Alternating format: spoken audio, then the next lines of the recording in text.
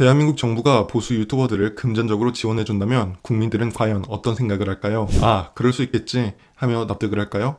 저는 당연히 아닐 것이라 생각됩니다. 전국적으로 난리가 나겠죠. 그런데 이런 일이 실제로 발생할 수 있다는 것이 참으로 놀라운 현 상황입니다. 중앙정부와 지방자치단체 등으로부터 매해 약 40억 원에 달하는 보조금을 받는 한국자유총연맹. 그런데 경향신문에서 단독 보도한 내용에 따르면 이 자유총연맹 자문위원으로 위촉된 인물 중 극우 유튜버들이 대거 포함된 것으로 밝혀졌습니다.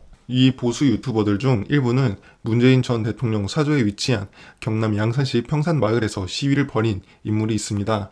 또 다른 자문위원은 문 전 대통령 사저 앞에서 욕설과 막말로 시위를 하던 유튜버의 최측근도 또한 존재했습니다. 사실 지금 이 자체만으로도 충분히 어이가 없습니다. 이들을 자문위원으로 위촉한 이유가 무엇인가요? 여기서 웃긴 점은 이 보수 유튜버들로 이루어진 자문위원단은 자유총연맹의 이른바 아스팔트 투쟁 과정에서 발생한 벌금에 대한 예산 지원을 요청했다는 것입니다.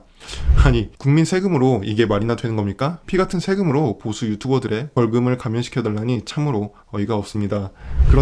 그런데 현 상황을 보면 실제로 이루어질 가능성이 높아 보입니다. 김상진 대표는 여기 계신 분들 중 상당수들이 전업활동가라며 경기가 어려워지는데 예산을 좀 많이 확충해서 차비조라도 챙겨주시면 더 힘을 내서 대한민국의 자유안보를 무너뜨리는 세력과 맞짱을 깔 수 있다고 말했습니다. 맞짱이라니 어휘력 참 고급진데요. 또 한 유튜버는 실질적으로 우리가 파이팅을 하면 벌금 문제가 있는데 굉장히 큰 데미지이다. 이걸 총재님이 앞으로 고려해 주셔서 지원이 있으면 좋겠다고 전했습니다. 그러자 여기서 강석구 총재의 충격적인 답변이 나타납니다. 올해 처음으로 23억을 올려놨다고 설명하며 김상진 위원장님이 말씀하신 대로 다음부터는 잘 조치를 하겠다고 호응했습니다. 지난 4월 국세청에 신고된 공익법인 결산 서류를 보면 지난해 자유총연맹이 중앙정부와 지방자치단체 등으로부터 받은 보조금 수익은 약 42억 7,961만 원에 달하는데 추가로 예산을 확보해 이들을 지원하겠다는 뜻으로 해석되는 것이죠. 해당 사안을 파악한 민주당은 지난 14일 자유총연맹이 내년 총선에 본격적으로 관여하겠다는 의사를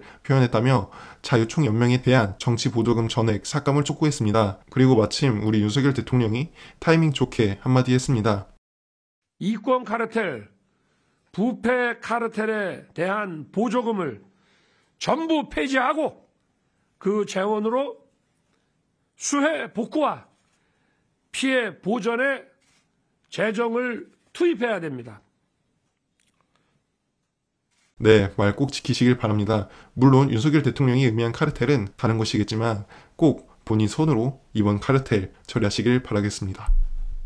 구독과 좋아요는 봄의 뉴스에게 큰 힘이 됩니다.